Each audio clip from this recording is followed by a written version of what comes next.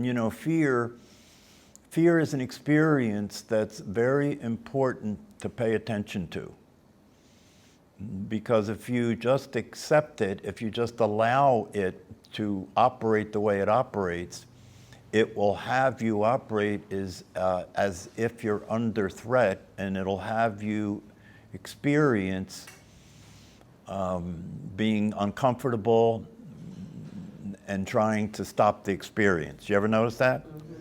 Yeah, if you're afraid, you're uncomfortable, and you're trying to stop the experience, because when you're afraid, the system that you are, the nervous system that you are, reads the fear to mean something's trying to hurt you, something's trying to kill you. So when you're afraid, you're hyper attending, to what is this, what's going to happen to me, like that.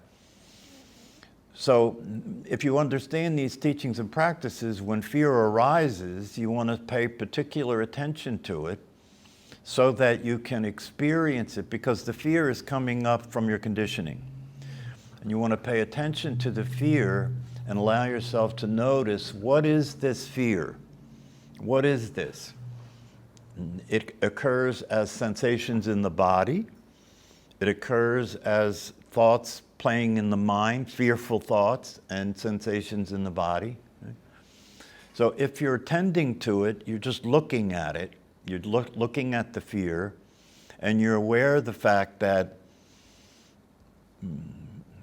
if you're looking at the fear and you're looking at the mind, you're aware of the fact that that which is looking at the fear and the mind is not afraid. You get that?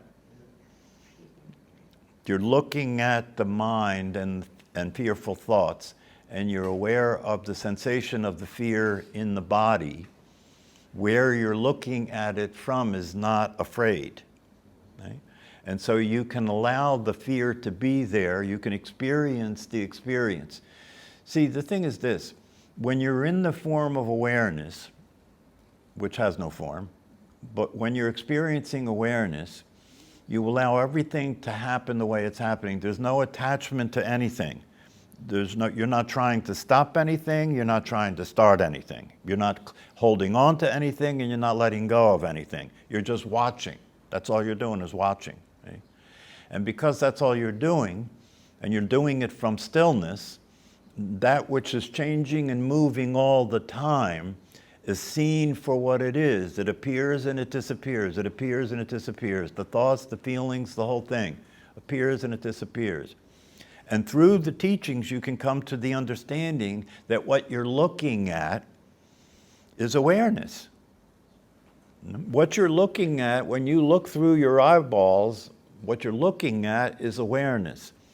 This is awareness in this form. That's what you're looking at, awareness. And you are the awareness. So if you are the awareness and you're looking at awareness, you're looking at yourself. You're always looking at yourself all the time. And that can become very interesting to experience, You can look at there was a famous talk that the Buddha gave in which his students were sitting in front of him just like you are.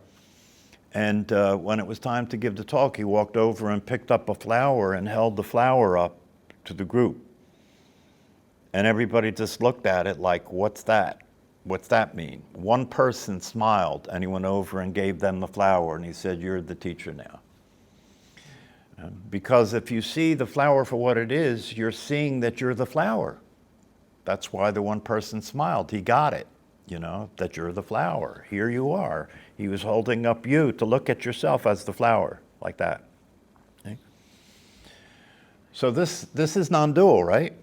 This is non-dual because there's not me looking at the flower, you see? There's not me looking at the flower. All there is consciousness. All there is consciousness looking at itself. There is no separate self. That's non-duality. And when there is no separate self, there's freedom. Not freedom for you, but freedom from you.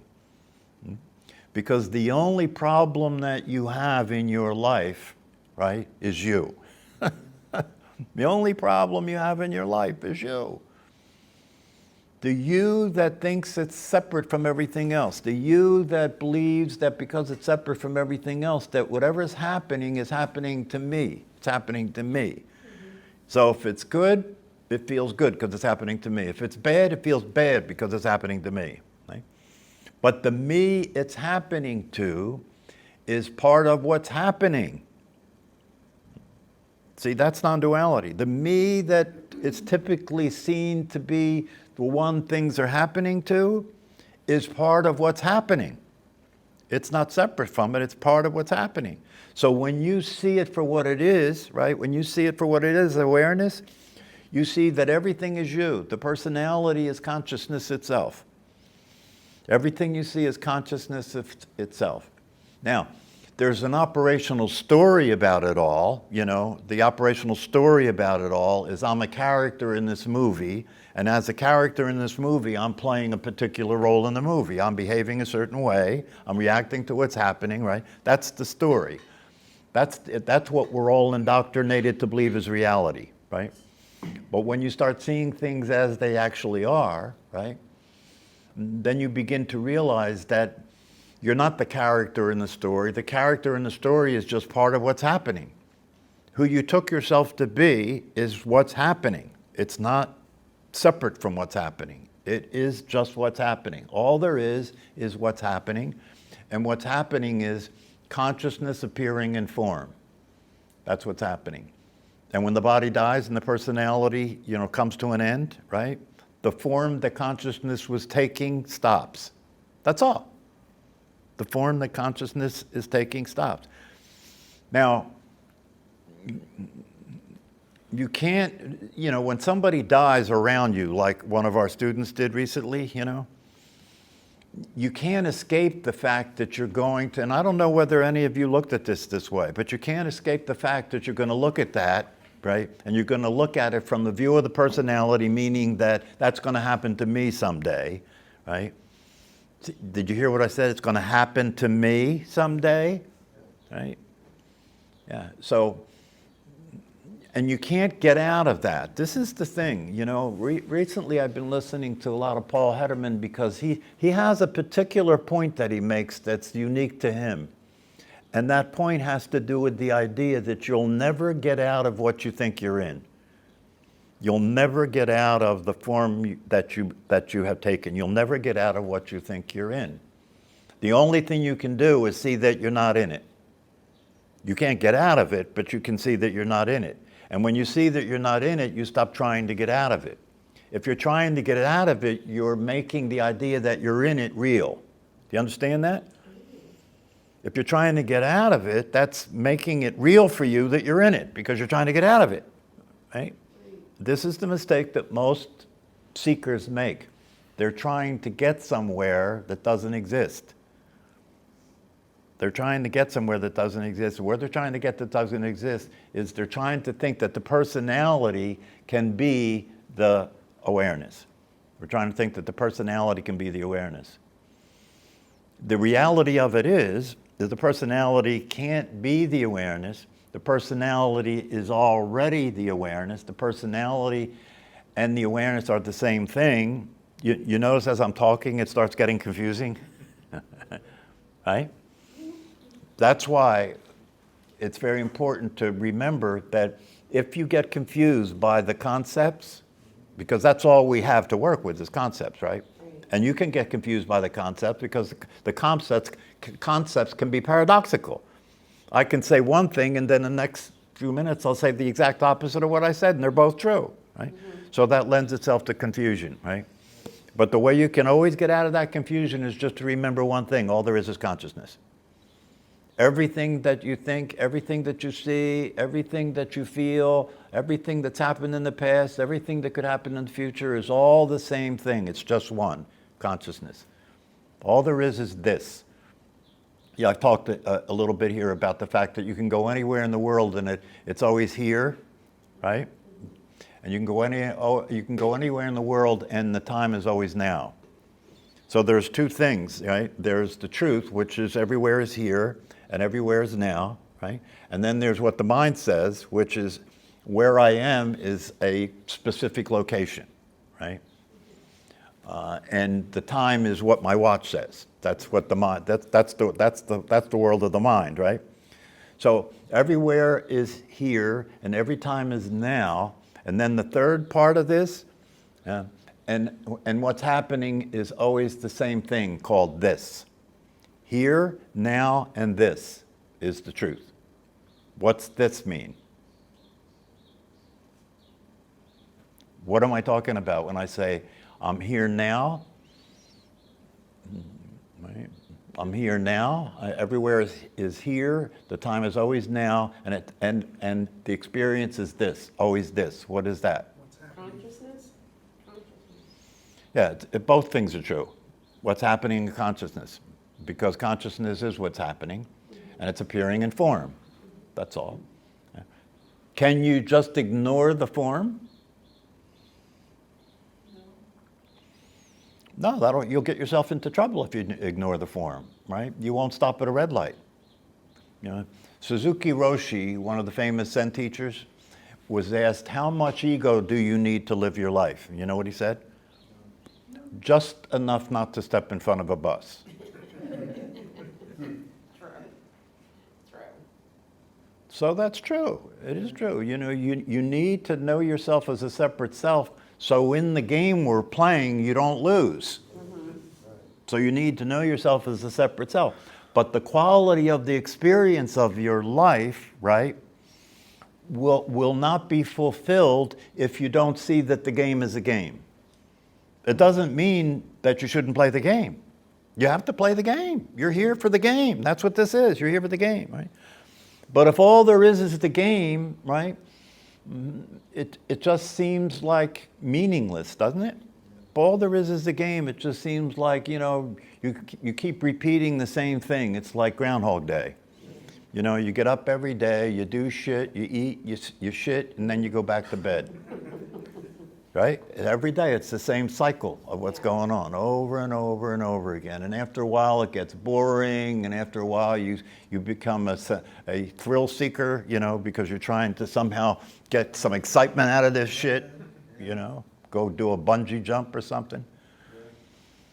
But the reality of it is the relief from that monotony and the relief from that situation and that circumstance is to experience the truth. And the truth is, you are the awareness of that. And as the awareness, you're always having a good time. Because your time, the experience you're having in terms of having a good time, you're the source of that. Instead of depending on the circumstances for it. Most human beings are dependent on the circumstances in order to have their life work. That's why they're pursuing happiness. I got to get better circumstances here. Right? Until you get the optimal circumstances, you're the most powerful man in the world, right? And you're among the people who have the most money on the planet, right? And you want to pay attention to the fact that the person that's in that position is suffering. Yeah, this is very important to understand. What people are striving for, what people do anything to get, the person that gets that is suffering, but they don't recognize that. They don't recognize that didn't work. It's a failure. It's a failed situation. Is Right? that because they're not conscious, or of, you know, they don't have the same consciousness? Why would it not work? Why would they not? Because they started playing the game. First of all, this particular person that I'm talking about was traumatically and narcissistically injured in his relationship with his parents. Mm-hmm. Right? So you have a distorted understanding to begin with, right? And that distorted understanding was such that it looked like the way to happiness was to get as much money and power as you could possibly get. And that's the game that most people are playing, isn't it? Yeah. So that person played the game, and you know, through whatever, you know, circumstances or predilection or whatever it is, ended up on top. But if you look at this person now, they seem to be suffering more than they ever did now. And the reason that that's the case is because what is there to get now? Not only is there no more to get, right? But you played your hand. You know, you've already given all your energy and all your life to a failed operation. So where do you turn to now? You know, there's nowhere to go now. This is the worst. You know, that's a hell realm. You know, that's the worst place you could possibly get, is to be experiencing that you have no options. You're suffering. You see everything through the lens of being threatened by people. You see everything through the lens of being scared that you'll lose what you thought you had to have in order to be happy, and it's not making you happy. So we're all living that. See, we're all living that same reality, but on a smaller scale. Yeah. You know what I mean? Because when you look at a commercial on TV and they're selling you a car, right? They're selling that to the you that believes that having that car will make a difference. Right. That's what they're selling it to, right? And they know that almost everybody has been brainwashed into the idea that they believe that 100%, and so they're willing to do anything to get the money, to get the things in order to be happy. Even though in the process it's not working. Even though in the process it's not working. If you get the new car, right? How many of you have had a new car? Yeah, how long did that work? Yeah, it doesn't take long. Yeah, either till the next model comes out or until it's time for the maintenance. You know, then you realize this is an expense. I have to keep paying for this, you know? So the evidence is there.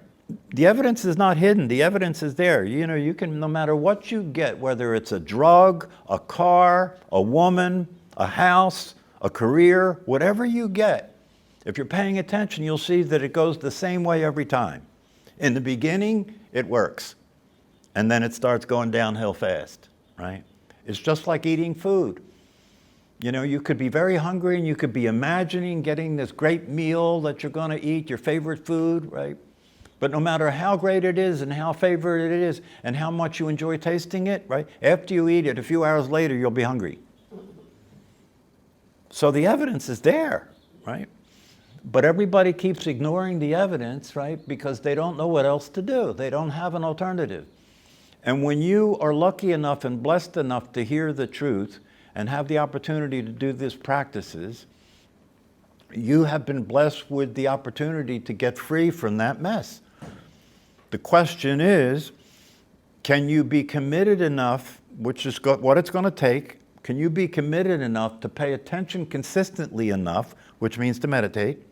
Can you be committed enough to pay attention consistently enough? And can you be committed enough to keep exposing yourself to the teaching, right?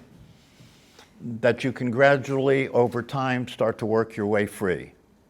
And what you're working your way free from is an identity. It's very important to understand that the issue here, the unworkability here, is a function of your identity. It's not a function of anything else. It's a function of what you take yourself to be. Because if you take yourself to be something that can never be satisfied, right, the hungry ghost, if you take yourself to be something that can never be satisfied and you keep attempting to be satisfied, that's the beginning and the end of the story right there. You'll spend the rest of your life attempting to be satisfied and then die. That's what happens to 99% of human beings. And if evolution is real, then what that must mean is we're still in very early stages, right? Because most of us are still ignorant. Most of us have no clue about what's real and who they are. So if evolution is true, it means we're in the very early stages of evolution. We haven't evolved enough as a human race, right, to know what's real. We haven't evolved enough as a human race to know what's real. And so everybody's sleepwalking, everybody's dreaming, they're pursuing happiness through means that will never work. And even those who are fortunate enough to hear the truth, just hearing the truth isn't going to save your ass. Hearing the truth offers you the possibility, and the possibility can only be realized, right, through giving attention and practicing experiencing what it's like to be what you actually are. And while you're attempting to do that, while your commitment is to do that, you're dealing with the mind that's got other plans. Every day when you wake up, the mind wants you to do what its plans are, and those plans are plans to continue to give your energy to something that doesn't work. And if you're not aware of that and you're not paying attention to that, you're just being puppeted. You're being used. It's almost like there's a parasite using your body and your energy, right? It's like a parasite is using your body and your energy. That's why these ideas have come up about, what's the word that they use to get the evil out of the body? Exorcism, yeah. Exorcism, the idea, can I get this thing that's occupying me? Can I get it out of me? Free myself from it, right? And the answer is no. You can't get free from it. The only thing you can do, which is all you need to do, is see it for what it is. That's all you need to do, is see what's not real is not real. That's the truth. That's the exercise of the truth is the practice of seeing what's not real as not real. It's as simple as that. I say it's as simple as that, but try and pay attention to that when your mind has been conditioned, right, to believe in certain things that pull your attention into these patterns that are useless. So, doesn't that make you happy? Reality isn't intended to make you happy. It's only intended to allow you to see what's true. That's all. What's real. The rest is up to you. The rest is up to you.